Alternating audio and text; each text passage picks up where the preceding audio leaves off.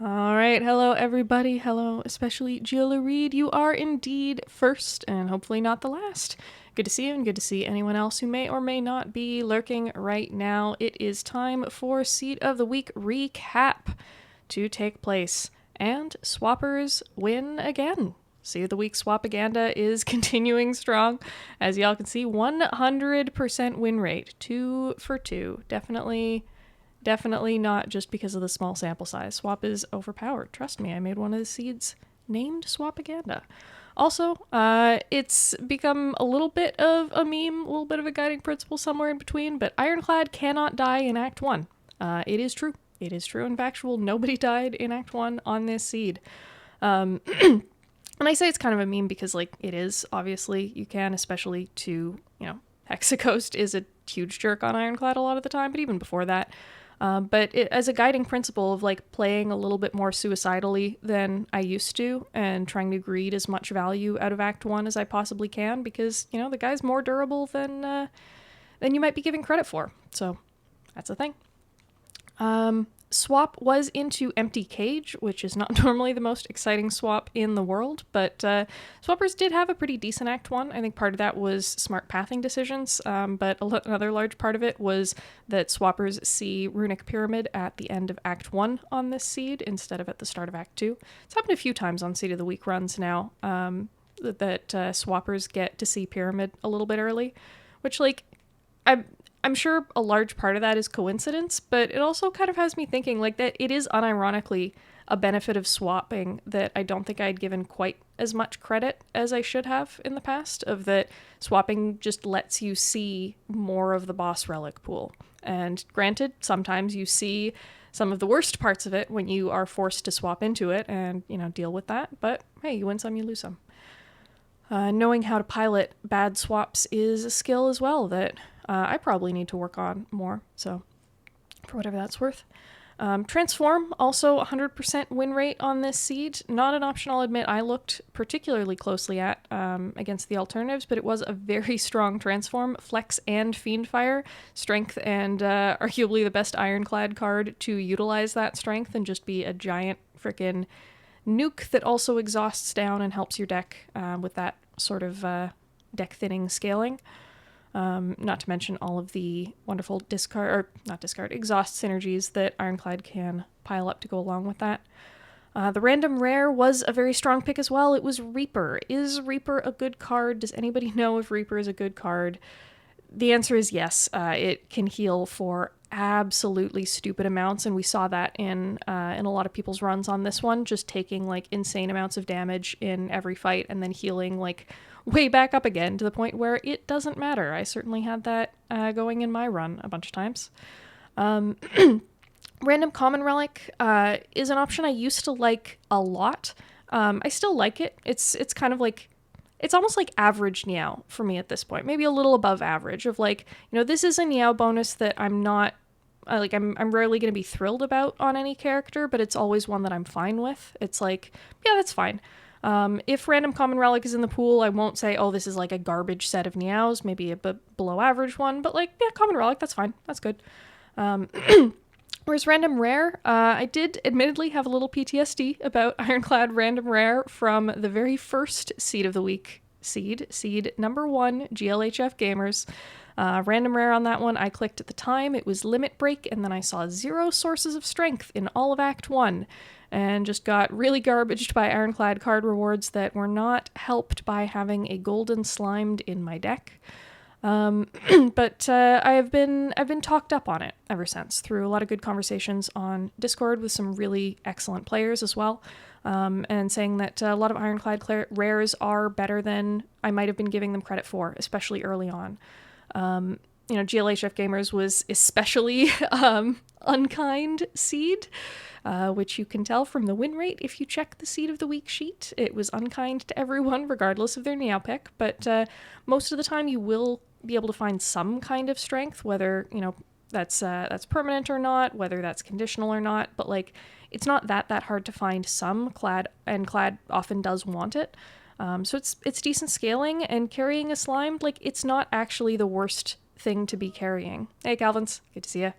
I'm talking about random rare on Clad from Niall and how it's probably better than I've given it credit for in the past, and how I'm coming around on it as well on this one. I clicked it on this seed, and I'm glad that I did. It was Reaper, but even some of the lower roll Clad random rares, I think you can either make them work probably sooner than you'd think, or they're worth carrying because they pay off in the late game more than you might think.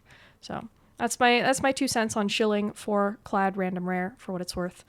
The common relic was Lantern, which, is decent on Clad as well. Clad is a very energy hungry character. Being able to play 2-cost cards back to back on turn 1 is notably a big deal, can be a real advantage.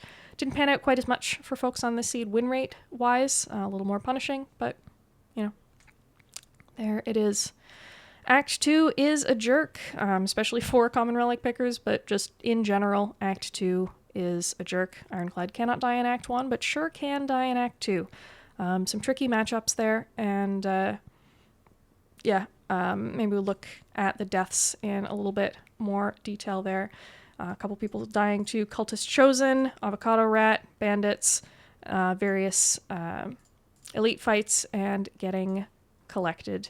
I'm still kicking myself over this death, by the way. I don't want to blame the entire thing on the kind of Ascension 21 streamer debuff, but the run was in such a strong place, it felt like, for me, and I kicked it with a really bad misplay versus Gremlin later and just died outright from decent HP, 2 potions, save scummed the fight, and got through cleanly, no potions used, and then was just kind of tilted from there. I vaguely wanted to replay the seed at some point offline and just, get a win asterisk at least on the record instead of a full loss, but I never quite got around to it, and that's fine. A lot of other people did, there were a lot of good pieces in this seed. Even with good pieces, Act 2 is unforgiving at times for smaller mistakes like that one decision in Gremlin Leader kicked me.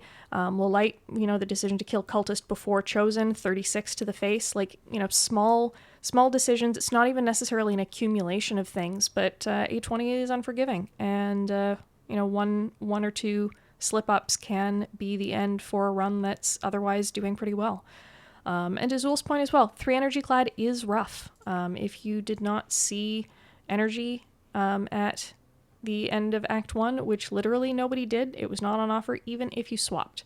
Granted, Pyramid was on offer if you swapped, so swappers win again, of course, swapaganda, etc., but otherwise it was Labe versus Empty Cage, or I guess Tiny House technically, which nobody picked. No energy. 3 energy clad is rough. Maybe you have a lantern. I mean, you probably have a lantern by then if you've, even if you didn't get it from Meow, you probably got it in Act 1, but 4 energy turn 1, 3 energy everywhere else. It's a bit of a tight waistband to work off of. End of Act 2, Pyramid. Is this a good relic? Question mark. Anybody? Is this a good relic? Dripper pickers. Again, 2 of these folks were swappers who picked Pyramid at end of Act 1. And some people, I guess, were just feeling a little bit squished again by Clad wanting energy. And sometimes I think it legitimately can be the right call to take energy over Pyramid, especially on Ironclad. Clogomid, it's we make fun of it, of, newer players overestimate it a lot, but that doesn't mean it's not still a real problem a lot of the time. Is you absolutely can have decks where Clogomid becomes a very real issue, and it just slows down your ability to keep cycling, to get back to key cards that you need, especially if you don't have either good energy generation in the deck, along the lines of like your Bloodlettings, your Seeing Reds, even like Sentinels with enough exhaust to key off of them, that sort of thing. So if you don't have energy gen, or you don't have enough go wide exhaust to just clear out the junk from your hands and get back to the other stuff, it can be difficult. Mr. Munchie saying swapping on Clad is not something I generally do, and I think that's very reasonable. Burning Blood is a super, super strong relic. Sustain is very good, and especially with, if anyone's up to date, I hope most people are up to date with the sort of recent Smork clad talk, or Ascension 1 clad, or whatever you want to call it, but the idea that you just lean into the sustain aspect of Ironclad, undervaluing block relative to most runs, just sort of picking up attacks, head bashing stuff until it's dead, face tanking a bunch of damage, and then resting back up again through fires, through burning blood. Smork, based off of the Twitch emote, Smork lad. So yeah, click strength, click cards that utilize that strength, be strong, do bonk, kill enemies, face tank damage, survive Act 4 with either a crap load of HP from, max HP from feeding, or sustain along the lines of a big Reaper or two, or even just like fairies and block pots and temporary things that can let you get through Heart first cycle in one piece. And so if that's the attitude that you're bringing a little bit more to Clad, and it is a style that, from what I've heard at least, is more resistant to sort of getting cladded when it comes to card rewards, is if you just keep getting offered like a whole bunch of garbage damage commons and, nothing else that you would use to build a more typical Act 4 style deck that we're more comfortable with. If you just don't see those pieces, then, leaning into that sort of just, go for the sustain, HP, like damage isn't real, I'll just heal it back up later, can help you convert those sorts of otherwise low rolls of runs. So all that is to say, swapping on Clad, not something I generally do, I think is very, very reasonable. Also Panacea, a fantastic Ironclad player, I'm pretty sure he still just never swaps as well. All that said, Clad also really, really freaking likes energy, right? I was just talking about how even Lantern for, 1 extra energy on turn 1 is quite good, being able to play two cost cards back to back and so on and so forth. It's just its output.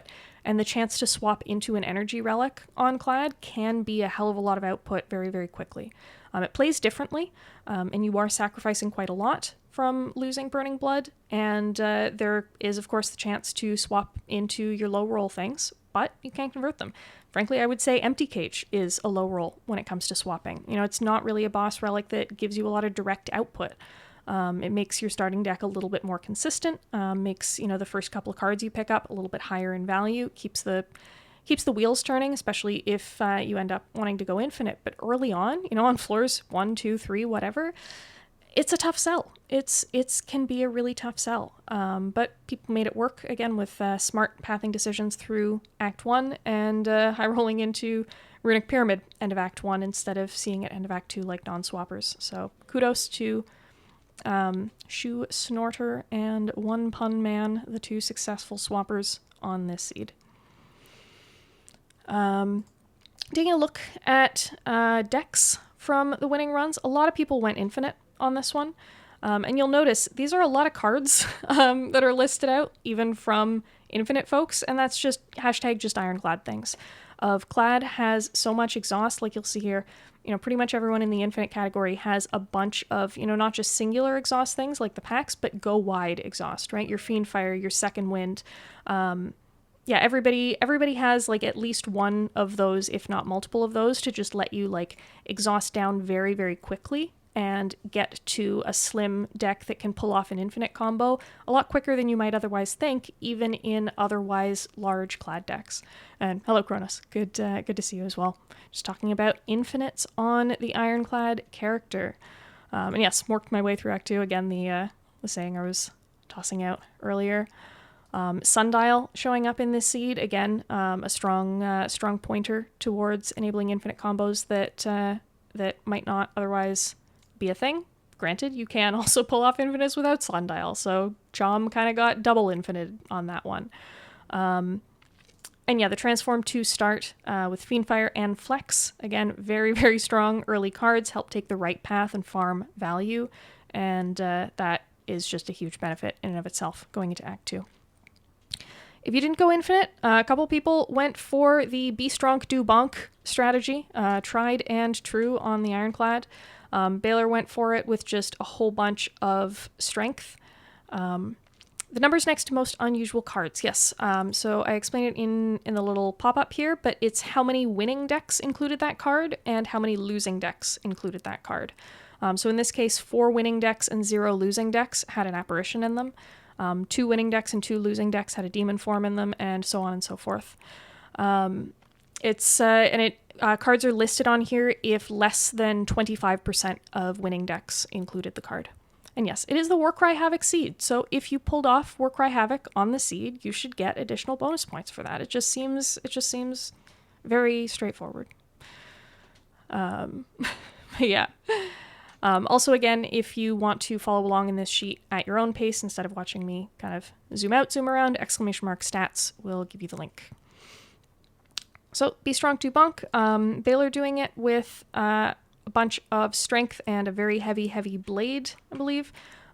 Double flex is a lot, especially when you have Dark Embrace and Offering to draw back into it quickly enough. The Dark Embrace plus drawing a good amount with all the exhaust in the deck, triple trigger it. Baylor freaking loves that card. I don't know what to tell you about that much. But yeah, just doing the big bonk. And Sans Nickel, Searing Blow +9. Searing Blow +9. Just upgrade Searing Blow 9 times and you will win. Be able to play it a hell of a lot of times. Definitely not attributing the success to Toxic Egg Apparition's feed, having a crap ton of max HP and, triple upgraded Apparition with also an Incense Burner, I'm pretty sure was in this seed as well, and just, being able to stall like that. Definitely mostly just the Searing Blow that made this one high roll. And yeah, to your point, Nerdbusted, True Grit absolutely is scaling in a way, and that's how I look at it as a card, is, the block effect in my mind is kind of secondary in why I click on it. If I feel like I have to click on a True Grit because it says block on it, the run is in really bad shape.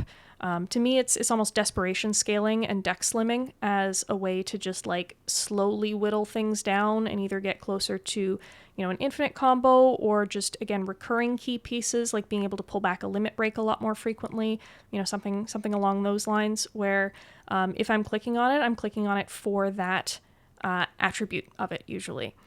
The issue is that it's just really freaking slow, right? Is Clad, I tend to end up with larger decks, and I think a lot of people did on this one. Smallest deck was 23 to 43 card decks, and if you're trying to get down from that to Infinitesville, you got a long way to go, and True Grit exhausts 1 of those cards per deck cycle. So you kind of have to be prepared to really slow roll fights and be patient, and you really have to need that amount of scaling that it provides, because if you don't, I personally find it very rough going, and I think a lot of strong players feel similarly. Obviously Baylor manages to put it to good use, and the man is way better at the game than me. I can't really say much in that vein, but yeah, that is my 2 cents on it for what it's worth. Bunch of people also just, Reaper is freaking insane. Reaper is an insane card. The amount of sustain that this thing offers you can smooth over a hell of a lot, especially with, good relics to support as well. Again, without the Reaper from Act 1, it was going to be a very difficult run. Almost died a few times. Reaper bailed me out repeatedly. I just saw Baylor plays his own way while I was reading that, and my brain wires got confused. But yeah, Baylor does play his own way. He is fun to watch. Can never quite predict what he's going to do next a lot of the time, but that's what makes it interesting. And he has insane micro to pilot through some much more unconventional decks in cool ways. It's fun to see.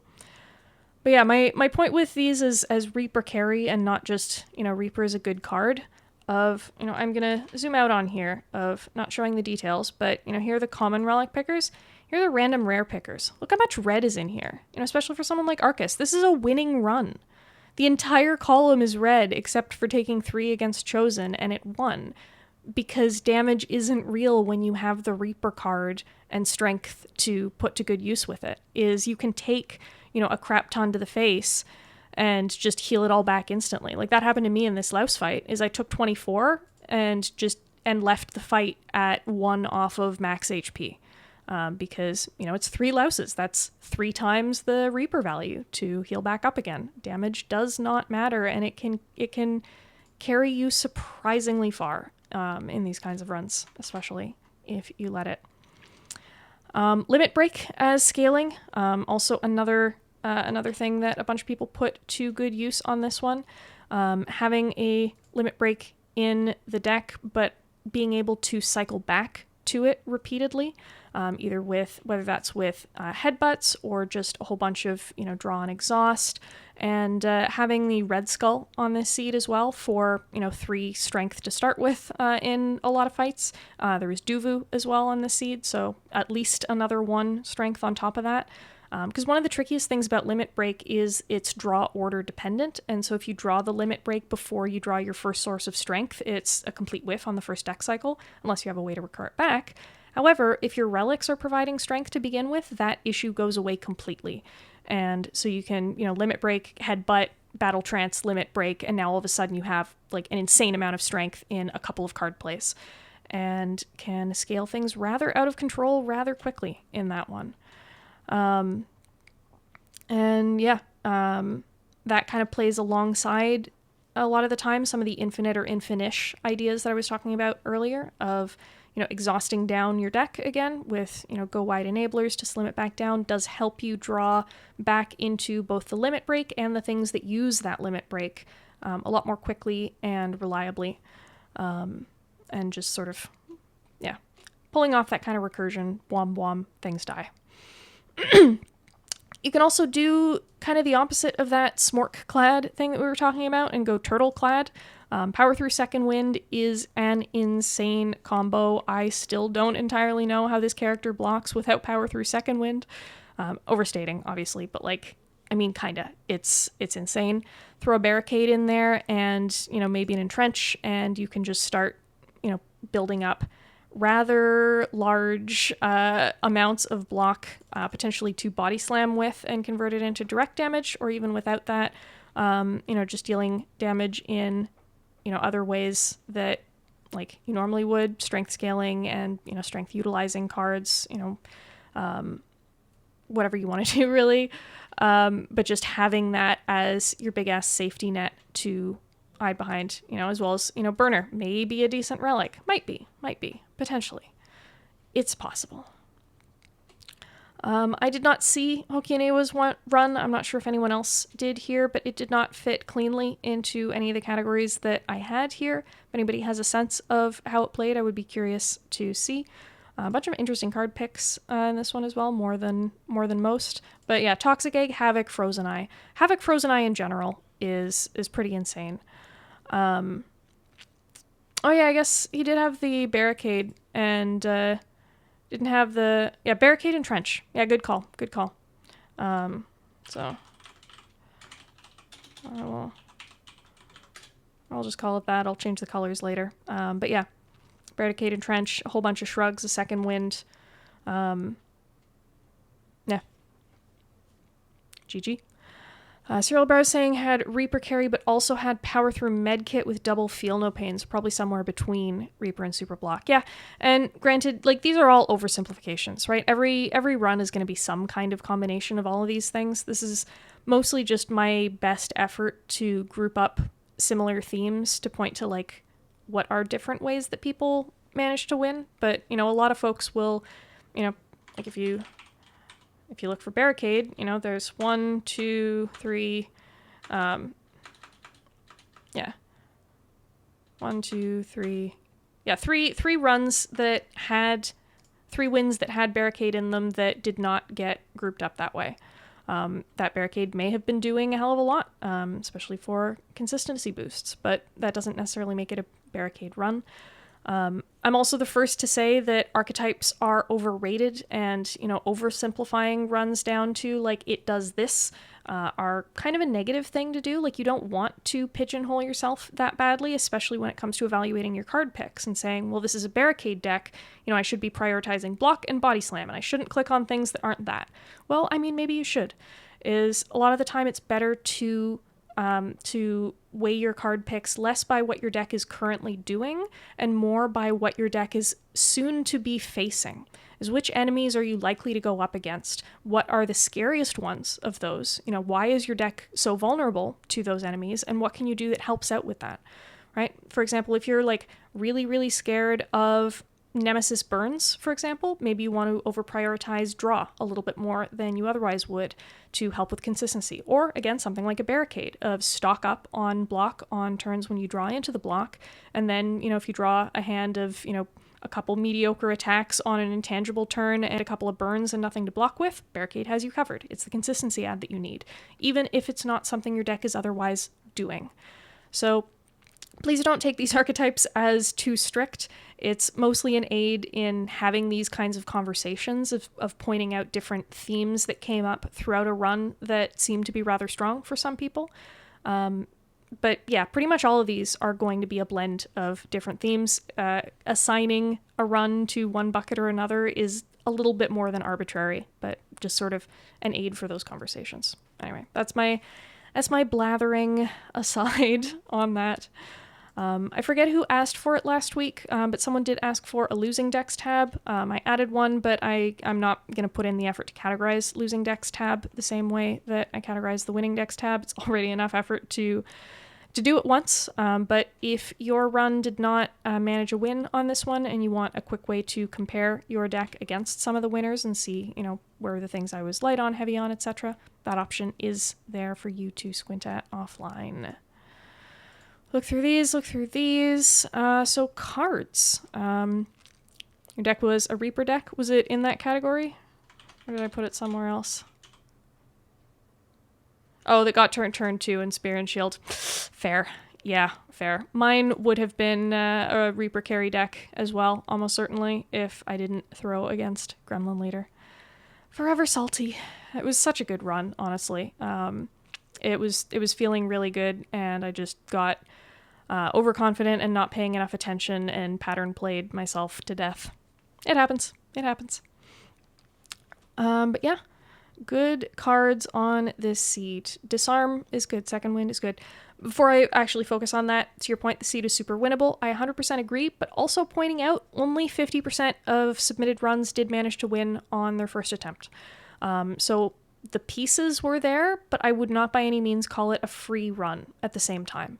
There were a lot of good pieces, but you still have to find the ways to utilize them in the right way, to pay, especially, acts 2 and act 4, the appropriate amount of respect in your drafting, in your, potion use, in your just like priorities in general, pathing, etc., because as I said before, A20 is pretty unforgiving. And so like if you, like me, did not manage to pull out a win on this one, please don't feel too bad. Again, there were a lot of good pieces, but not a free run by any means. But yeah, Second Wind and Disarm, good cards. Second Wind, not surprised at all to see up here. Like I was mentioning earlier, it helps enable a whole bunch of the Clad Infinite decks that we saw. It's just an insane block card in general, like the efficiency that you get out of it. It's scaling, it's block, it's exhaust enablers. It just does so many things so efficiently for one energy. I freaking love this card. It's great. Disarm I find a little bit more situational, personally. But, not all that situational in drafting here. 15 of 18 winning decks had one in it. Should maybe peek at where did this show up for people, actually. Choices, detail, disarm. So it looks like a fairly late pickup for a lot of people. Like, this is coming in, end of Act 3 a lot of the time. Maybe like end of Act 2 for one person, and otherwise Act 3 and even late Act 3, one person in the Act 4 shop even, which makes a little bit more sense to me. Disarm going into the heart fight can be quite strong. Just like don't have to worry about the multi-hit on the first deck cycle, or the first, not deck cycle, but heart damage cycle. It can be pretty strong into Time Eater, especially if your deck is not super fast. Getting 6 block on every multi-hit turn, at least until the split, depending on when you play it, helps a lot. Sting says, barely survived Collector with 5 HP, run was not free. Yeah, Collector is a freaking jerk. Collector is an asshole. But 5 HP is more than 1 HP, and 1 HP is all you need. Survive until you win style gaming. So yeah, Disarm, good card, but I tend to look at it a little bit more as teching in for specific scary fights than I used to. Especially since it's blocked by Artifact a lot of the time. It's, a brick, arguably, versus Shield and Spear, versus Donu Deka. It can be tougher to get value out of, and so, there's some fights that, on the contrary, it's really, really strong in. And so knowing when you're picking it up, what role it's serving in your deck, to the point earlier about drafting against opponents more than against your own deck and your archetype. And yes, we are examining all of the submitted Seed of the Week runs. So once you finish a Seed of the Week run, whether it is a win or a loss, you're welcome to DM me your run history file on Discord. And in the Seed of the Week submission form, there's instructions on where to find the run history file on your PC. And then I have a script that pulls all the data into this spreadsheet and pulls out a whole bunch of different fun charts and graphics and things from it to see what we can learn from people's picks on this seed. One thing we learned here that I've just been talking about is Disarm and Second Wind were pretty strong cards this seed. 83% of winning decks included these cards, and 88% of the people who picked a Disarm managed to win the run, which is 22% higher than the average of people who submitted their run data on this one. So strong pickups. True Grit OP. 89% of winning decks had one. Baylor is right. Only 6% above average win rate, granted, but a lot of people picking up True Grit on this one, which is interesting. Not a card you normally see near the top of the list. One of Mr. Munchie's favorite cards. I mean, it is certainly strong. It plays into a lot of good things that the Clad enjoys, but it's a little bit of a drafting style thing. In some decks it can be super OP, in other decks it can be a little bit more of a brick, especially fight to fight. So yeah, Toxic Egg maybe played a role in that. That is true. Is True Grit Plus is a significantly better card than True Grit Minus. So I will still defend situationally True Grit Minus. I think a lot of the time is people overestimate the downside of it a little bit. If it's the last card that you play in your hand, you've already theoretically at least played out the other most important cards in your hand, because if they're really important and valuable, you're probably just gonna play them. And so what's left in your hand at the end of all that are the cards that weren't important enough to be worth playing this turn. And if they're not important enough to be worth playing, they're probably not important enough that your deck is completely hosed if it gets exhausted. Granted, that is large sweeping statements, and there are a lot of cases where it's not true. For example, if you're trying to stall for feed and you can burn a feed early, that can be bad. Generally, if there's things that you need to set up in, sequentially, anything draw order dependent, any amount of retain that you have, if you have pyramid and it hits randomly, that's can be really, really rough. So there's a lot of rough aspects to it, but I think a lot of people look at True Grit Minus as just unplayable garbage, and I don't think that it is. The upgrade makes it a lot better, but yeah. Strike and Clothesline suck. Shrug It Off sucks too. Strike really sucks. Clothesline really sucks. Strong cards are strong, noted. Seriously enjoy using the stats to sometimes confirm what you already know, and asking questions to kind of disprove some misconceptions might have had. Did anyone win with Searing Blow? Yes. One person did in fact win with Searing Blow. Sans Nickel with Searing Blow +9. Congratulations to Sans Nickel.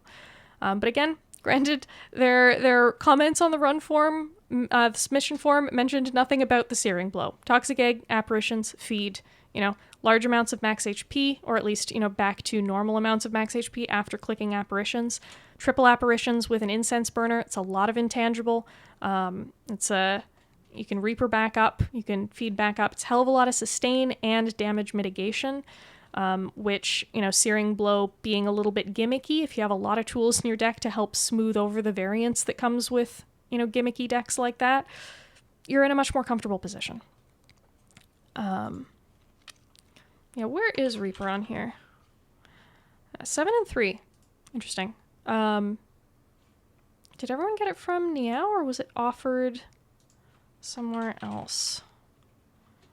So it was offered, this is some point in Act 3. So a couple people found it. This was Act 2, Act 3, Act 4. Yeah, it looks like mostly from Niao that people got it. Where were we? Cards. Yeah. Why was the seed not Warcry fire breathing? Excellent question. You'll have to contact Casey and Tony about that one. Get them to increase the maximum length of seed names up from 12 if we want that one in the future. But yeah.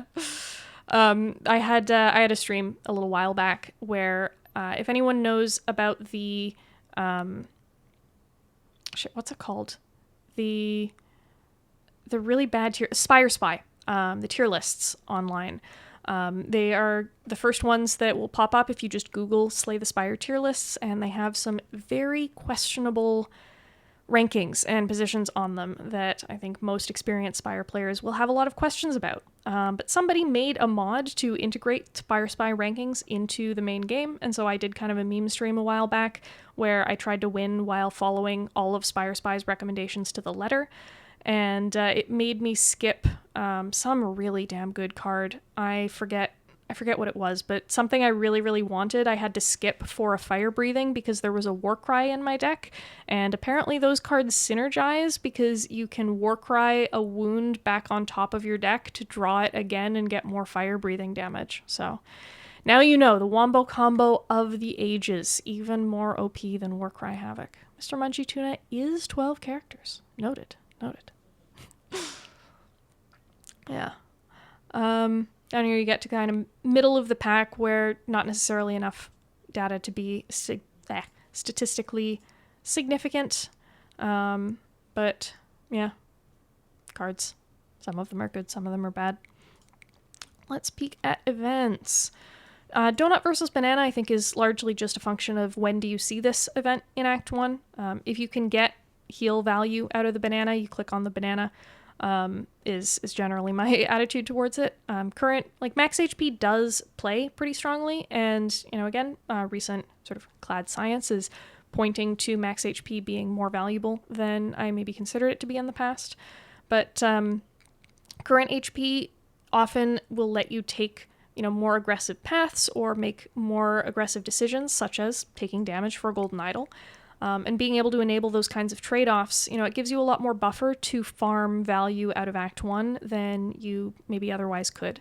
So the way I personally look at this event is you click the banana if I can get, you know, most, if not all, of the healing out of the banana, and otherwise I'll take a donut as a consolation prize, or situationally maybe the box, but, you know, that one needs a lot more things to line up in order for me to justify it. I did pick a box on one past Seed of the Week seed. I can't remember exactly which one offhand.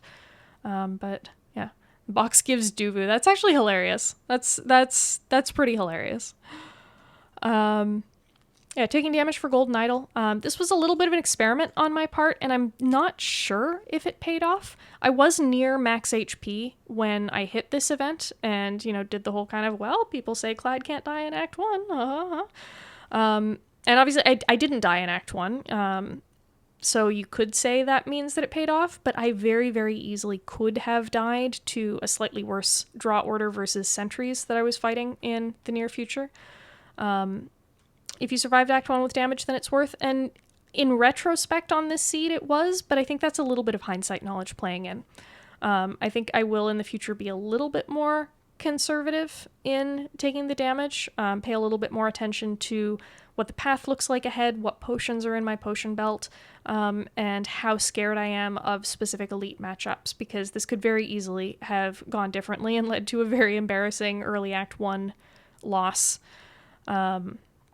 So it did work out, asterisk, if I didn't, again, throw out a frickin' gremlin later, forever salty. But yeah, I do not begrudge the people who took damage here. I do not begrudge the people who just, autopilot. It's the button you always click for a very good reason. Losing max HP is never going to be that bad or that risky. Reading at the library. Again, if you don't straight up die unless you get the healing, just read the frickin' book. Unless, again, you're winning already. You're already infinite or something. But there's just so much good stuff that you can get here. A lot of people found quite good draw or energy or occasionally damage/infinite enablers. This Burning Pact was incredibly clutch for me in my run. Bloodletting, very, very strong energy card, especially given all the sustain that is in this seed. Seeing red is solid energy. Dropkick can lead to infinites as well as being just decent damage with consistent vulnerability up. There's a lot of good options here, depending on what you get offered. Forgotten Idol. A lot of people getting Bloody Idol on this one, as if there wasn't enough sustain in this seed already between Reaper and just playing the Ironclad and everything else. Throw a Bloody Idol in there for good measure. If you didn't do that, shedding blood, very reasonable, or going for the Duvu value, also very reasonable.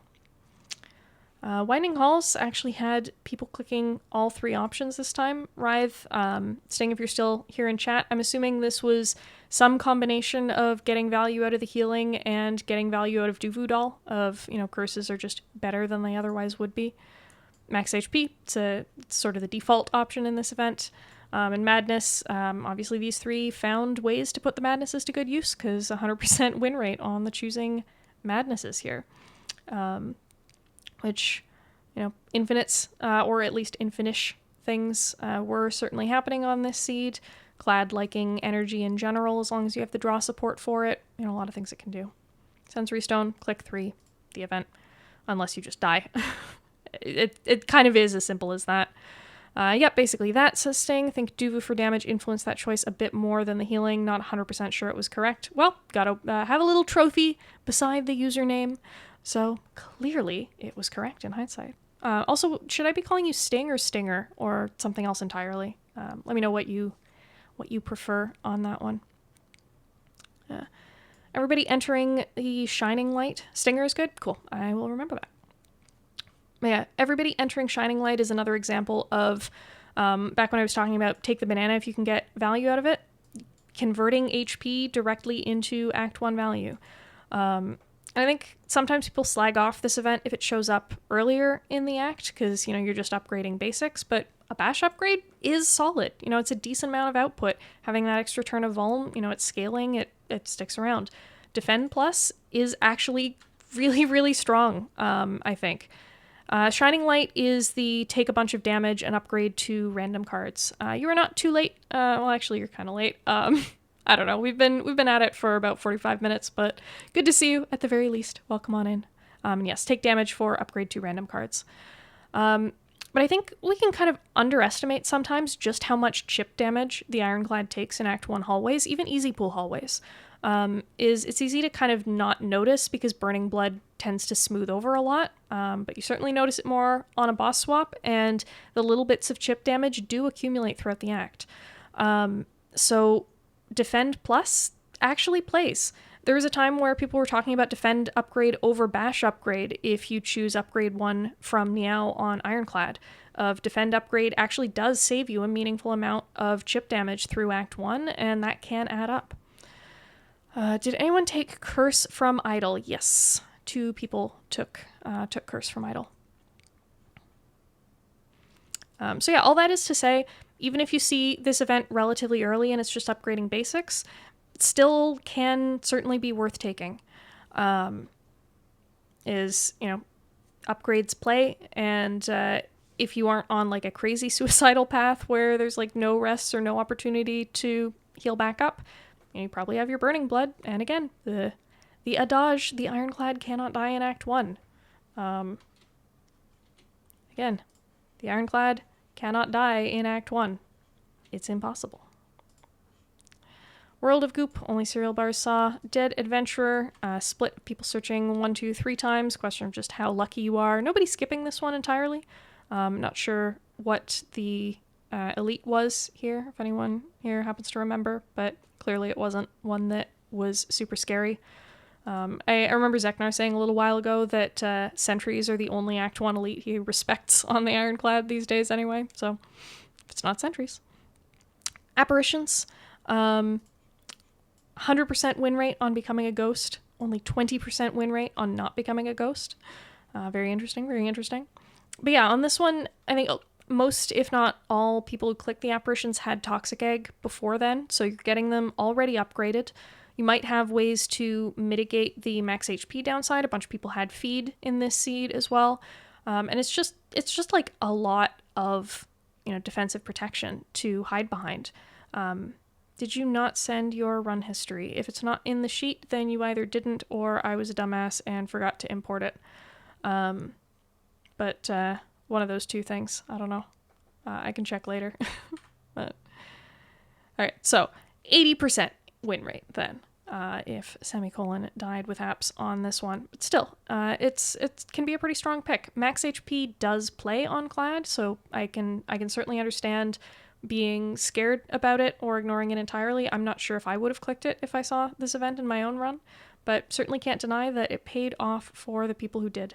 So if anyone in chat became a ghost and Magnal also died with apps, okay, well Magnal didn't send his run history either. Still, a bunch of wins. I don't know. It's probably more nuanced than it's almost certainly more nuanced than I'm giving it credit for on this one. Of max HP definitely does play on the Ironclad as well. But, also there was an incense burner on this seed, I believe, to extend the intangible. A lot of people had the Toxic Egg to insta-upgrade them. Not everyone. I remember at least one run history form comment saying, why do I always see Toxic Egg after apparitions? Grumble, grumble.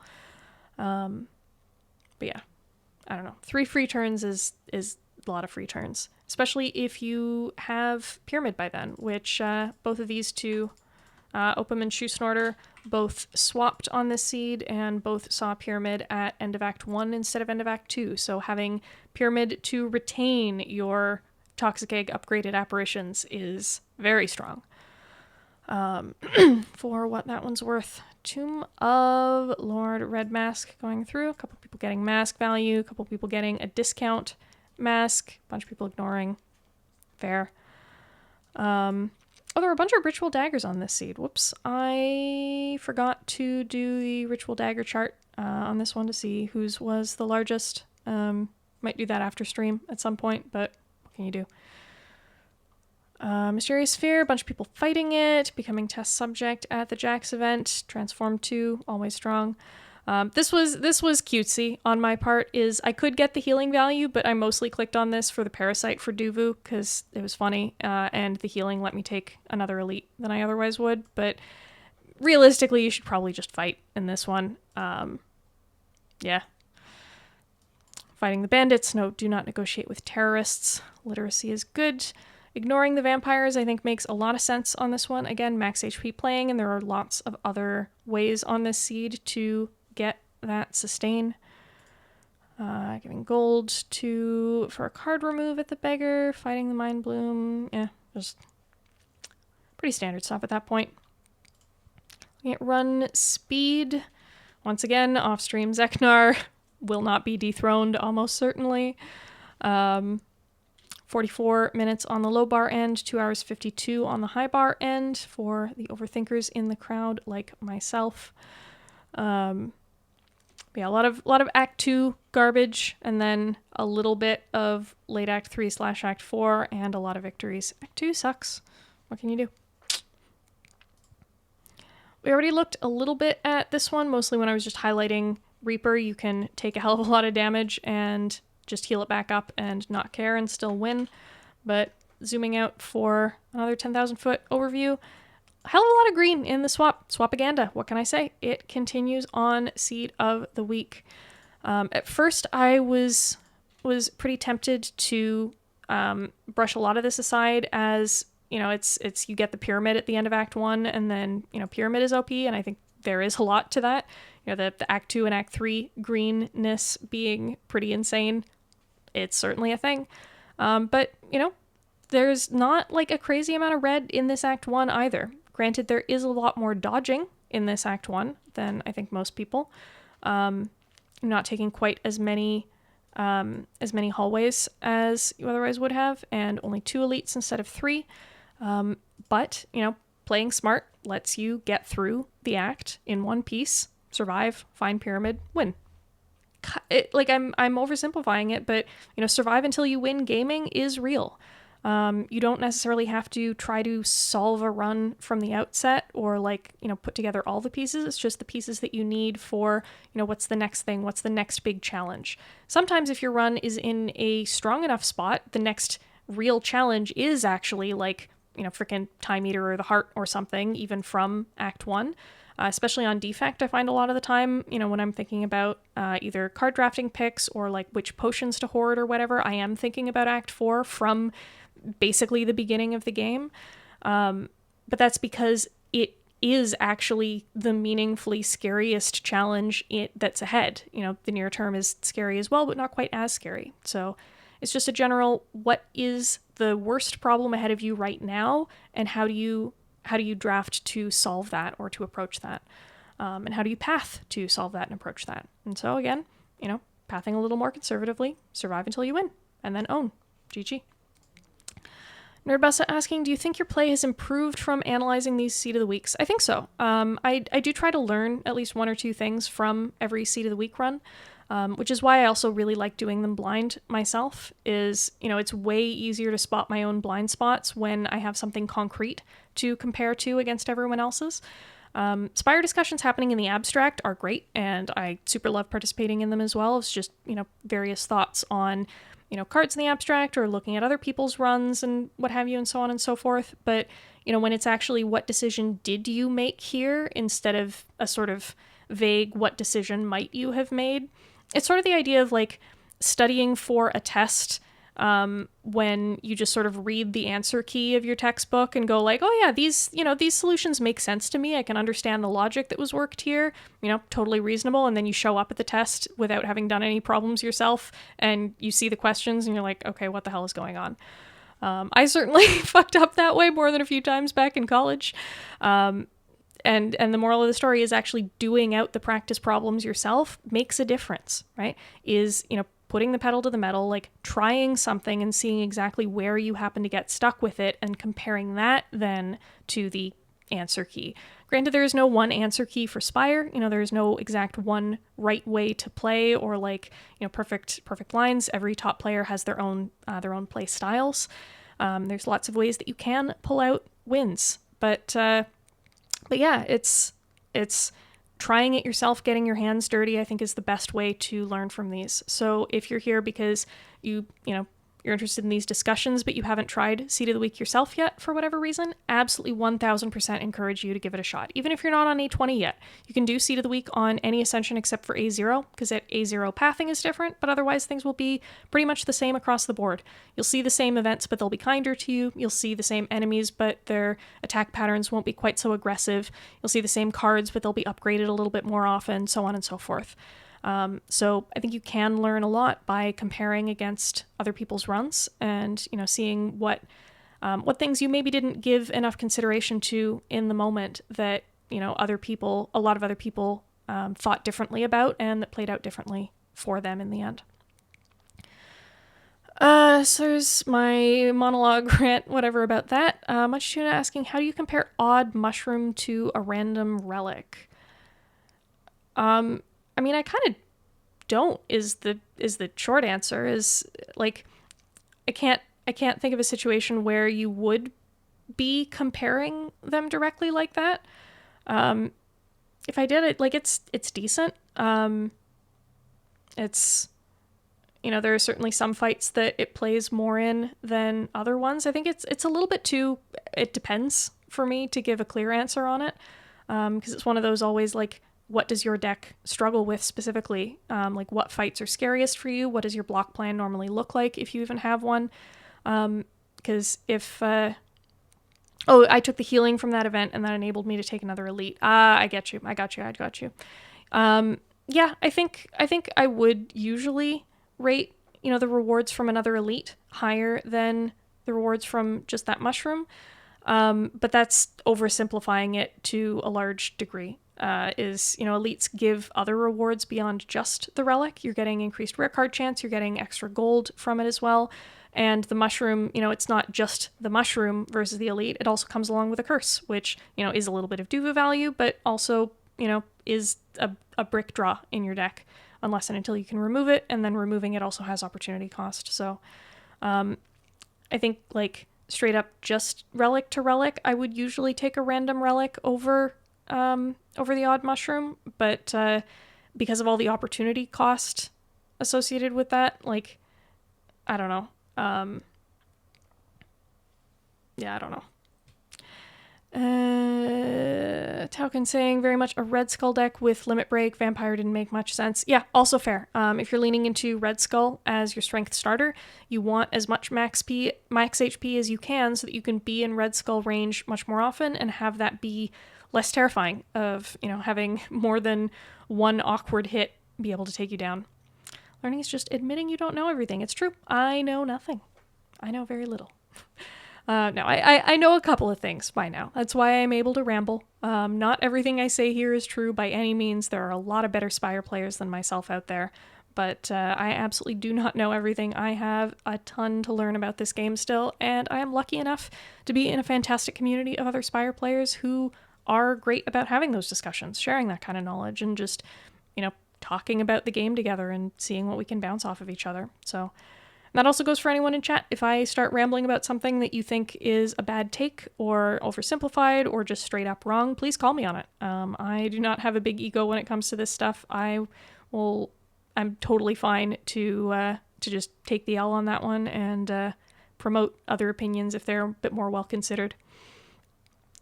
One pun man is saying there seems to be a Niao bonus with a lot of green. Yeah, you probably got here after I did the Swapaganda rant, but I did do a Swapaganda rant. Congratulations. Yeah. Clap, clap, clap. Is the mushroom fight the same gold and rare card chance as a hallway? I'm not actually sure. If anyone in chat happens to know, let me know. But, yeah. Wrong about the optimal pace of new Spire parodies not being one per day. That is an interesting take and one that I will absolutely take under advisement. Yeah, honestly, the biggest problem is frankly me being too much of a perfectionist about them, which is not going to change realistically. I have a whole bunch of just like half-done drafts that, I'm just annoyed by some aspect or other of them that isn't coming together the way that I want it to, and just sit there tweaking them for longer than is necessary. But, I like being able to feel proud of the parodies that I put out there in the end, even if they're not like 100 to 100%, getting them to 98% or something close is important to me. So I will keep releasing them at the pace that I can get them there, which who the hell knows, probably at least one a month, hopefully more often than that when I can. We shall see. And again, if anyone ever wants to collaborate on them, let me know. I'm always down to have more people jumping in, whether it's, recording random lines like so many people did for the Beamer for the Knobber, whether it's helping with lyrics or concepts or anything else. Hit me up in DMs. I am always super down. Yes, perfect being the enemy of done. Absolutely agree. And that's why I have put out so many of them and will continue to do so. It's a good attitude to have. I've completely lost the plot on this frickin' Scene of the Week recap. Yeah.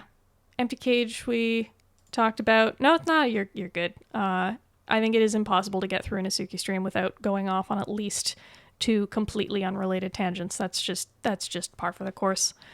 Yeah, Transform 2, Flex and Fiendfire are arguably good Ironclad cards.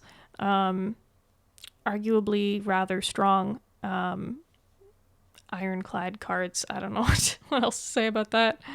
Reaper, again, lots of red. Doesn't mean Reaper is bad, means that Reaper is good and the red is irrelevant. You can take a crap ton and heal it back up again and then nothing really matters. And a lot of people just taking Common Relic. Flex is a bit arguable. I mean, alongside the Fiendfire, right? Having arguably the best Ironclad strength utilizing card in the game, like maybe not actually the best, but one of the best at the very least, and immediately having Flex to go alongside it and power it up a bit. I mean, yeah, that's strong. It's mostly the Fiendfire start, but the Flex plays alongside the Fiendfire at the very least, especially as soon as you find a little bit of draw to go along with it. Card and relic counts we looked at already, 23 to 43. Transform 2 strikes, having the Flex to fill the gap a little helped. That makes sense. Makes sense. 13 to 21, reasonable. Relics count. And feeding. Zooming in on this one. So highest max P of the run. Congratulations, Tony Twitch at 154. A lot of people taking apps and then feeding back up again to either average or slightly above average starting HP. Does someone win with 6? I don't believe so. Oh, someone did win with 6. What the hell? What? 6? Stinger 89. 6 relics. Damn. Unless my charts are wrong. My chart is wrong. My chart is wrong. Never mind. I will figure that out later. Yeah. Something fucked up there. Technology is garbage. Nobody saw anything. This is wrong. Whoops. That's wrong too. Shut up, formulas. Deal with that later. Feed. Right. Feeding back up after apparitions. Absolutely a thing that a lot of people did. Cereal bars ending at... Oh, no, not cereal. Yeah, cereal bars. Here. Dipping down from apps and then feeding back up to 104. Shoe Starter getting back up to 88. Opum back up to 73 versus the starter of 68. So everyone still ending at above starter HP. But yeah, mitigating the downside of the apps can certainly go a long way, especially again with Red Skull in the seed and other ways to make good use of the max HP. So yeah, whether you did full feed maxing or apps and then feeding up from there, a lot of people getting good value out of that combo on this guy. Respect into LaGuardia. Not a lot of it to be found. 16, 18 HP does not need to rest, apparently. One person not resting on 11 into the Collector? Who didn't rest into Collector? Opum. Damn. GG. Congratulations. 11 HP is more than enough for Collector, apparently. Has to be apps. Yeah, Opum, you had apps. So that's probably part of it. I don't know if you want to expand on that anymore. Have apps cannot die after the Act 2 shop. Oh, yeah. Because we also looked at, is just straight up not even really taking damage. 17 to Gremlin Leader, and then otherwise a very, very, very clean Act 2. So, I mean, getting here 8 and 9 damage on the Pyramid apparitions type situation. Yeah, actually very, very reasonable. Leader was funny, have Pyramid spot and just can't land the spot. Even with Pyramid? How do you not land spot with Pyramid? Like, actually, genuinely, did you just exhaust it and give up? She summons only Shield and Wizard and then doesn't attack. And then swings for 42. Okay, that's actually amazing. That's actually amazing. A+. Please highlight that at some point. Send me a clip. I'm too lazy to find it myself, / I will just forget to do so, but that sounds funny. Yeah. Nobody resting into Boss Gauntlet, I think is very reasonable as well. Any notable cringers on this seed? Who is this? Tauken, 35 turn fight. Try to clip an entire leader fight. At least send me a timestamp or something, or like a highlight or whatever. Some 25, 27, a couple 27s. I'm not sure what people were stalling for, or if it was just deck being slow. Semicolon had some cringe stall amid. What were you stalling for in your run? Doing some for feed. Ah, that makes sense. That makes sense. Yeah, trying to get feed off. And Reaper to max with spot. That makes sense as well. That makes sense as well. Trying to up strength enough to full heal off of fights can take a little while sometimes. Why the hell did this break? Oh, what did I do? Oh, God. This was working the other day. Christ. I straight up don't even know what I changed here. I guess we're not going to be looking at Act 2 and 3 right now. I will try to debug that later, maybe. And actually, no, we're not going to look at that because this data is clearly wrong because I did not take 0 Act 1 hallways. Nobody took 0 Act 1 hallways. I hate Excel sometimes. That's cool, that's fine, that's chill, everything's great. We're just gonna skip that tab. I wonder if it has anything to do with why the other tab fucked up as well, actually. I probably like deleted some column somewhere and it offset. I don't fucking know. Anyway, this tab should be fine and immune to that because it is entirely generated directly by the script. There is no formulas or anything going on.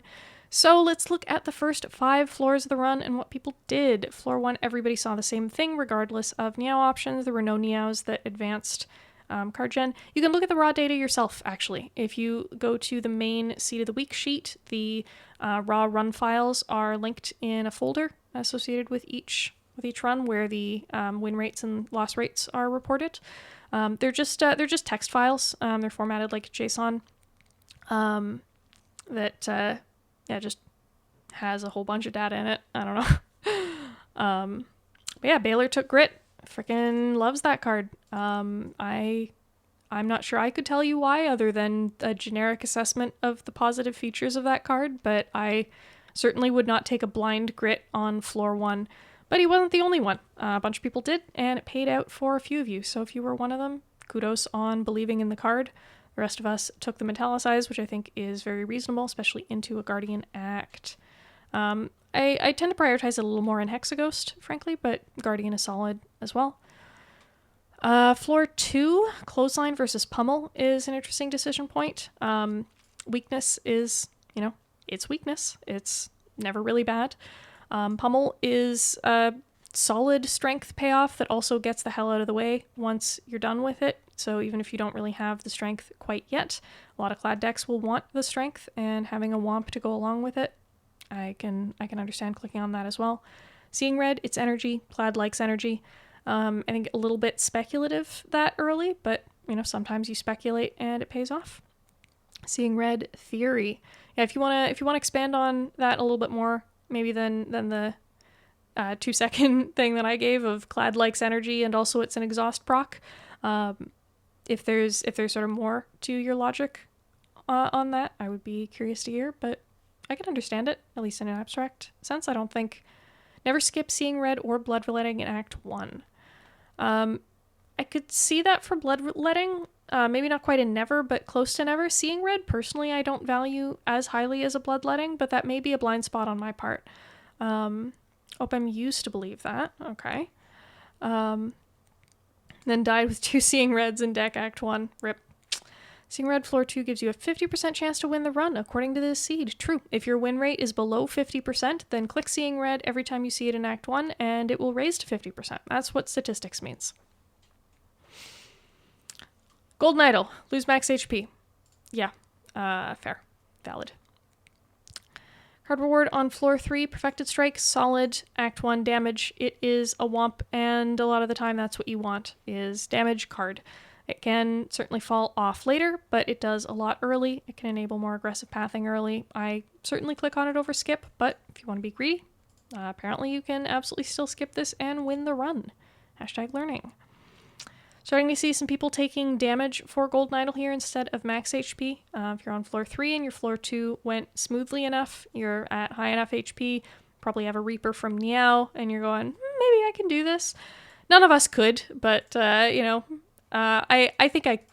still think I could have converted this run if I was paying more attention in Act 2. And again, nobody died in Act 1. Ironclad cannot die in Act 1, even if you're taking damage from Golden Idol. What can you do? Eating a donut. Yep, probably can't get full value out of the banana yet. Entering Shining Light. Clothesline, Pummel again, same card reward, same decision point. In the shop, a lot of people taking the early Combust, solid AoE damage output in Act 1 for sure. Strike remove a little more consistency, twin strike a little more output, skill potion somewhere in between those, I think. I don't know. But yeah, generally just prioritizing damage output, etc. In the beginning of each run is something I bias myself towards a lot more. Peace Strike versus Warcry again. I can't remember entirely why I picked this Warcry, other than haha funny WARCRYHAVOC seed was definitely part of it. I think I had the clothesline already, and I was worried about having too much 2-cost stuff in my deck. I don't think it paid off. I don't think I would have chosen it either if it wasn't the haha funny WARCRYHAVOC seed, but it was an interesting kind of limit test. And I said this during my stream as well, of I care a lot more about learning about this game than I do about actually winning the game.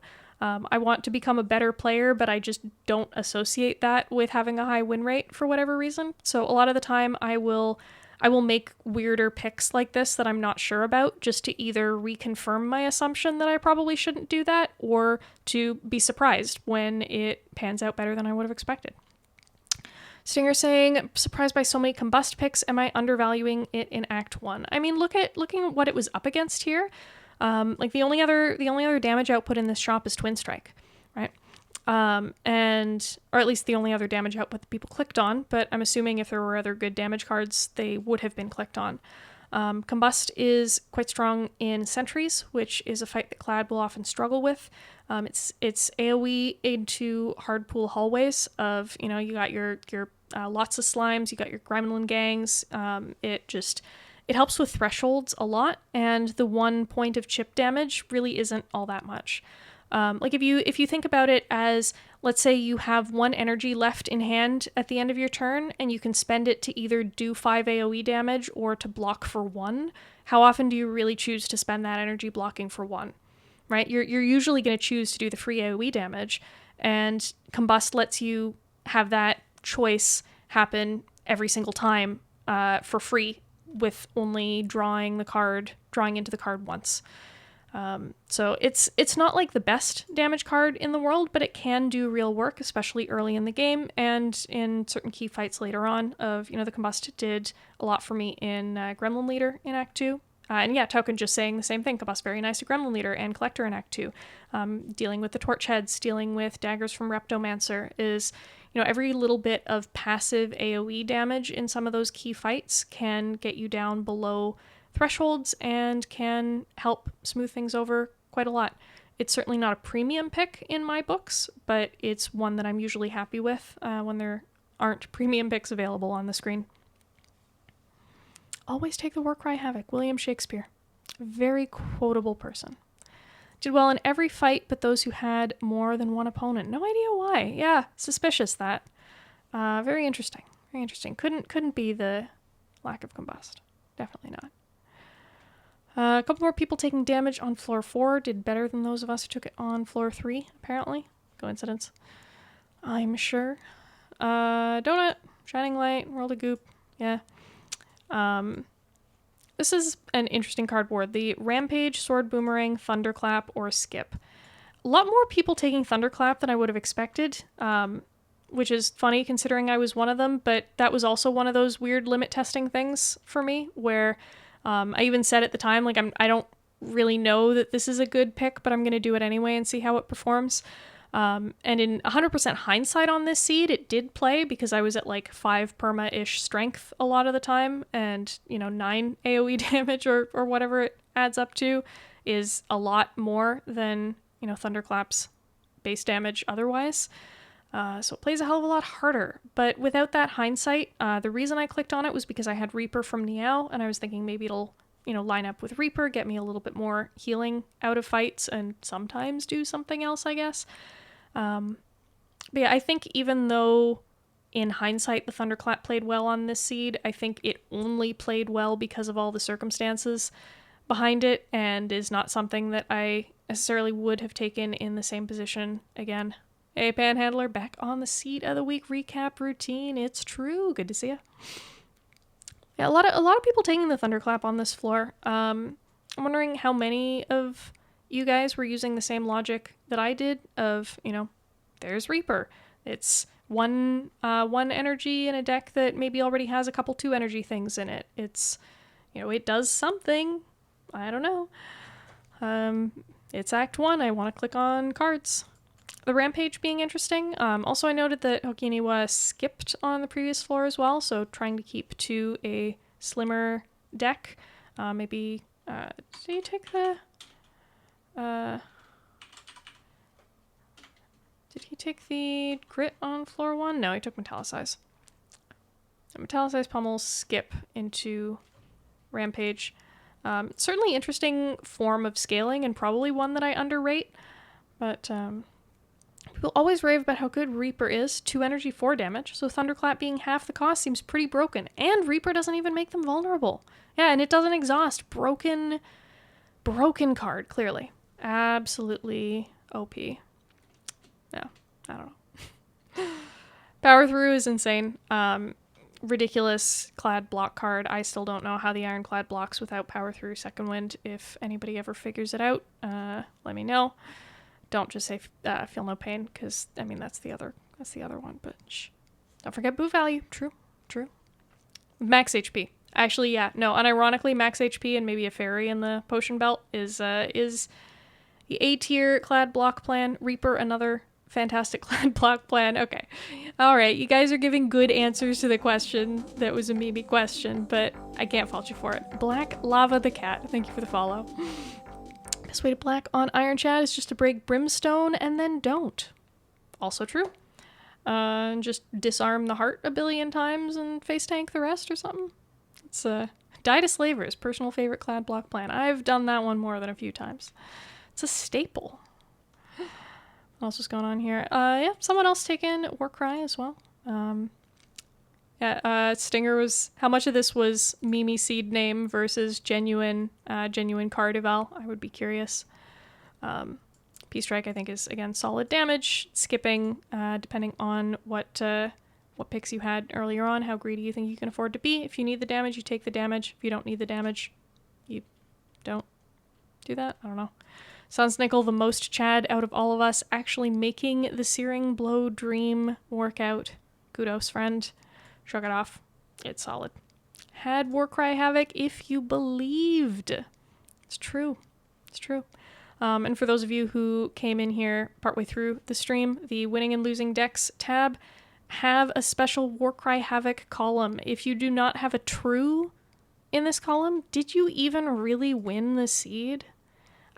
Did you even really win the Warcry Havoc seed if you don't have Warcry Havoc going?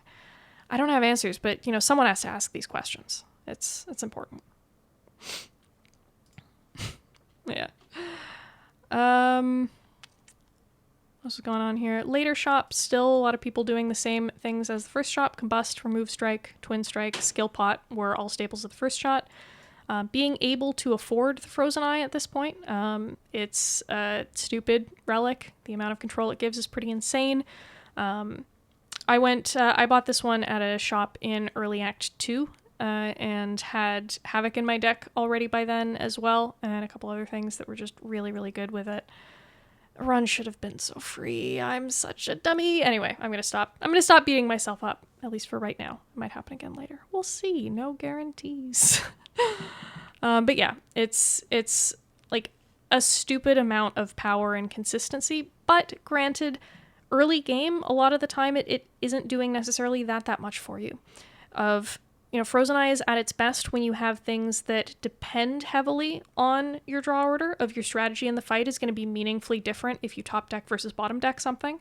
If you have cards that directly depend on draw order, like, your Havocs, your, of the world, things like that, or a lot of draw, and being able to control reliably, like, when you draw into things that are near the top of the deck and kind of offsetting cards so that, your next turn plays out a little bit differently because you draw into something else this turn instead of drawing it next turn, all that kind of stuff. But if you don't really have draw, if you don't really have cards that you care about being bottom decked that strongly, you don't have Havocs or anything similar, Frozen Eye is not going to give you that much output just yet. It's going to give you consistency, potentially, but a lot of the time it's just going to let you see what's coming up, and then you play the same cards that you kind of otherwise would have played anyway. So I'm certainly guilty of overvaluing the Frozen Eye myself in certain runs, of looking at it as, this thing is bonkers OP, I should just buy it, which is frankly true most of the time. It is bonkers OP, you usually should probably just buy it, but if you are coming from behind, if you really need direct output, not all decks will get that kind of direct output from the Frozen Eye, and picking other things over it I think is very reasonable a lot of the time as well. Yeah, Baylor being the only one to pick Flex, it's classic. It's classic Baylor. Yeah. So the first 5, Creators runs were something special. I miss that guy, and I hope he is doing well for himself these days. But, what can you do? Priorities change. Serial Bars says, I only buy it if I don't have anything else I want to spend money on because I can't be bothered using it and don't find it particularly fun. And that's completely valid as well, right? There's some decisions that you can see in the game that are like, this is objectively correct, but I just don't want to do it, right? Like Runic Dome is another one of those, of even when it's strong, sometimes you just really don't want to play a Dome run. And again, like these kinds of streams, this kind of like over-analysis I find really interesting, but that doesn't mean you always have to pick the choices that are objectively the stronger ones, right? Even if you acknowledge, this is a good pick here, I just don't want to do it right now. It's a video game. Video games are supposed to be fun. If you don't have fun doing a thing, maybe just don't do that thing. Like hot take, guys, but yeah, just do things that are fun. I don't know what to tell you. I don't click Frozen Eye every single time it's good either, because sometimes I'm not in the mood and I can't be arsed. Playing for fun? What a garbage. I know. It's an insane opinion that games are supposed to be fun. Really out there hot take. But yeah, actually, semicolon, it's a good point. I don't like infinites, so I don't do them. They are strong a lot of the time. There are runs where, the seed is trying to hand me an infinite on a silver platter, and it's like, this run would be in a much better state right now if I leaned into it, but I just don't want to, because I don't want to go infinite. I don't want to plan. I don't want to click Frozen Eye right now, or whatever else. And I think knowing more about this game and knowing, like, when things are good versus bad, like, I like knowing that, but being able to consciously decide, I want to do this right now versus I want to do that right now. You usually want to do the things that are stronger, but you don't have to, right? If you need permission, you don't, but if you needed permission from anyone, I give you full permission to play in ways that you think are fun, to make decisions that you think are fun. If you want to, like, do ridiculous, like, force searing blow stuff from an early floor, right? If you want to be like Sans Nickel and force searing blow from early on, frickin' do it, friend. Like, all power to you. The run might completely crash and burn and die along the way, but if it doesn't, if that kind of gameplay is fun to you, go for it. You don't have to win every run for it to be a success in an abstract sense. And that's also kind of along the lines of what I was saying earlier, of me making weirder kind of limit testy picks just to either reconfirm that something is bad or learn that it's better than I expected it to be when I'm kind of like marginal about stuff. Is I care more about learning than about winning. So I find that abstract success in a run when I learn something from it. And making weirder picks helping me get there. So getting there is fun. I can certainly see that, of the process of getting to a consistent infinite and balancing, like, how many cards do you skip along the way versus taking cards that let you survive until the infinite is established, and kind of threading that needle is definitely a particular type of strategy that I can understand in abstract sense 100% why people find that fun. I personally don't, but no judgment, more power to you, etc., etc. Skimming the rest of Act 1 real quickly, looked at the first 5 floors in detail on the other tab. People pick Searing Blow to Smith in every campfire, 10% more happy. Scientific study reveals. It's true. Factual. But yeah, a bunch of Shrug, Battle Trance, Feel No Pain, picking up, I'm assuming, either for, mostly for later, or potentially, picking it up for sentries, which can be a difficult matchup a lot of the time. Also just, it's the Feel No Pain card, even if it's not doing a lot right now. If it doesn't kill you to click on it, maybe just kind of click on it. I don't know. A lot of people smithing the P-Strike, which I think is pretty clear, unless you have a Fiend Fire to smith or a Searing Blow to smith, of course. But yeah, it's a solid damage card. It's the kind of output that you want. Combust into Hardpool Hallways, I can also absolutely see. Clothesline for extending the weakness, I can see as well. If I had the P-Strike in my deck, I would probably still do the P-Strike first over those two, but I think it's reasonable choices. Much people picking up a Barricade early on floor 7, which, again, I mean, if you can greet it, you can greet it. It certainly pops the hell off later, and if you can carry it until then, it is a Guardian Act as well, I believe. So, you know, playing better into the boss. You know, it's a lot harder to pick up an Act 1 Barricade in a Hexaghost Act than a Guardian Act, I'll say that much. Smithing the Bash, I guess, as a consolation prize, or Combust Flex, if you have those. Potentially, Whirlwind, again, strong AoE, utilizes strength well. Why did Rest go in there? This should be 15. These should go there.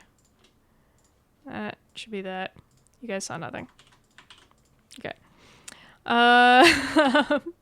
Yeah, Whirlwind, Whirlwind, strong AoE, Power Through, very strong block, Ghostly. It is block, it's a Guardian Act, sometimes it's better than Skip. But in general, later in the act, I think we're seeing more of these sorts of, like, not direct output kinds of, like, good cards. You get your Evolve in there, which again is like a brick in Guardian unless you have curses in your deck. You ever seen someone smith Ghostly Armor before this? I have. I, in fact, have clicked and upgraded a Ghostly Armor in Act 3 because I was very desperate. I can't remember if the run won, but I remember the feeling of looking at it and going, oh god, I hate that I think this is the correct move here. Some things just stick with you, you know? Just, yeah. Curious who took the Berserk, and upgraded immediately, which I think is reasonable if you're clicking on it at all. I mean, hey, if you need energy, you need energy. But the kind of deck that leans into that, it's an interesting direction. Gotta squeeze every block available. True. Sometimes you do. Or people keying. No Act 1 keys on this one. I guess good early relics. Bag of Marbles from Sonsnickel. I mean, it's not the worst relic in the world, but if your deck is already coming together well and you don't really need that kind of turn 1 output, you don't need the turn 1 output. Everyone else, just whatever you got a key on floor 43 on this one. So a mix of Potion Belt, Smooth Stone, Strike Dummy. This one's gotta hurt. 5 people needing to key Burner. I am very sorry for you guys. That must have been painful, but also all of you won. So clearly, Incense Burner sucks and you should just key it and then you will win. Learning. But yeah, usually correct to blame me. Everything in these seeds is 100% predetermined by me, specifically to be malevolent towards you. So, yep. Let's take a look at some relic stats real quick. Astrolabe, most people getting Combust, Headbutt, Flex. A couple people getting Feel No Pain, Headbutt, Flex, but it's like a fine lab. It's okay. Headbutt is some pretty solid deck manip. Combust, I mean, you're clicking it at the end of Act 1, so, you know, it doesn't do anything into Act 1 hallways, but there are some Act 2 fights that are made easier by it. For sure. Flex, again, if you have strength utilizers, it can be put to good use, especially if you're able to upgrade it, but, you know, it's not the worst. It's not the best lab. It's not the worst lab. Hank getting the most Burning Blood value, which is probably just taking the most combats. Hakuniwa squinting at the draw pile for the most time. Pay no attention to how close behind I was and the fact that I died in the middle of Act 2. I'm not an overthinker, I swear. Orange pellets, 9 debuffs cleared. Good amount of debuffs, and 2 people close behind at 8. 244 golden idol value, and a bunch of others in the 200 range. 200 something. I think a lot of people trading this one as well for Bloody Idol, so it's a thing. Sundial, infinite, probably. I mean, not not everybody went infinite, and there was also some stalling happening for feed, we mentioned. Nitrous! Welcome back to the party. Thank you again for the sub. 6 months is many months, half of an entire year. Heart. Hope you are well, my friend, and thank you again for the resub. Yes, there was in fact a sundial. At least one person was already infinite on the seed and then found a sundial afterwards and just became even more infinite, I guess. I don't know. But yeah. Sundial numbers, some amount of it is probably infinite. Some amount is probably people stalling for feed or Reaper heals or whatever else. I don't know. Insect, please farm. 472 HP is many HP. 14 week is many week. Medkit, 3 people buying it on this one. Cereal bar is getting significantly more out of it than anyone else. But this one came up earlier of medical kit with power through and a couple feel no pains in the deck, and all of a sudden the power through starts blocking for a hell of a lot more. There are some wombo combos like that where Clyde can put medkit to quite good use with not just, you know, the deck clear, but specifically keying off of the exhaust synergies that come along with it. Can be fun. Tungsten rod, 388 is a large number. The abacus, 1206 is an even larger number. Going alongside the max sundial, just, you know, shuffling the deck a lot. Again, either infinite or stall or some combination. Yeah, add in Dark Embrace sundial and it owned. Hell yeah. Yeah. Identifying those moments are pretty neat. Geolurid. I cannot because you do not have the Relic Stats mod, unfortunately.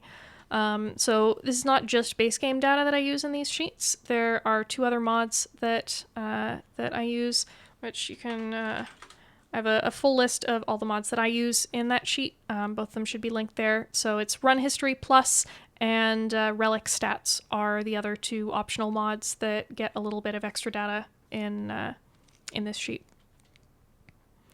Abacus blocked 0. Interesting. Where was I? We were at the Abacus. Orichalcum 6. Holy. Yeah, now we're kind of down to the relics that only a couple people got, either late in the run or awkward buys or pickups or what have you. Bottled Disarm and Bottled Offering. Bottled Offering owns Bottled Disarm. I think I probably would Bottled Disarm over Skip, depending on point in the run, but Bottled Offering it's kind of obscene. Scales damage, especially in the heart, kind of owns Shuriken 1. Yeah, Clyde doesn't tend to do a lot of many attacks in the same turn spam. At least the way that I draft, it tends to be more like 1 or 2 big bonks and then a bunch of stuff to set those up. So Ninja Relics don't tend to do quite as much as they would on... I mean, Silent is the classic, but, you know. Yeah, I think that is about the end of the sheet. I think we have reached the end. I believe that was all of the tabs. I'm not going to go through these guys one by one because we already kind of looked at them on the Winning Decks tab and the Deaths tab.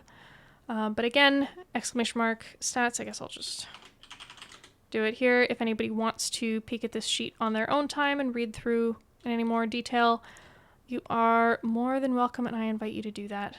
And if you don't, that's totally fine too, and I appreciate you guys hanging out. I hope got something out of the discussion. If there's anything left that people want to, like, questions to ask or just, you know, things to toss out there, cool facts about your runs or runs that you saw other people do, things that you think are worth highlighting, interesting stats to showcase, let me know. Otherwise, I will start to look for someone to raid. Why am I bad? Because we are all bad. Literally, nobody is good at this game. None of us. 0. It's an impossible game. It's just unwinnable. What axe did people take the burning?